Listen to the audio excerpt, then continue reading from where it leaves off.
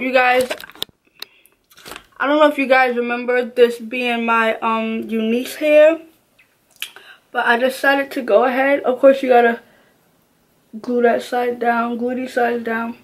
But I decided to go ahead and pull this wig back out because you guys know I was in love with this Unice hair. This is a frontal wig, and I made it glueless.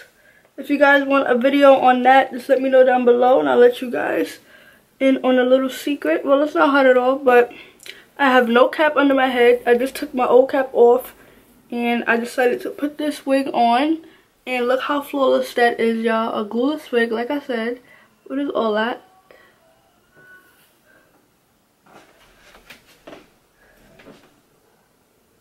Oh, this is just old.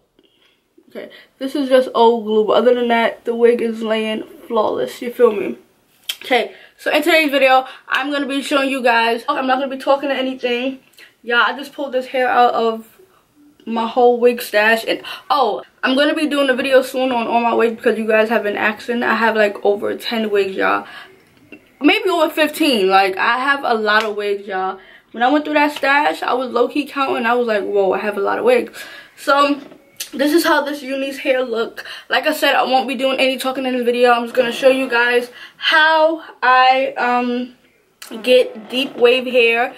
And yeah, so I hope you guys enjoyed this video. Don't forget to comment, don't forget to like, comment, subscribe, share with your friends and family, and I will see you guys in the end of this video.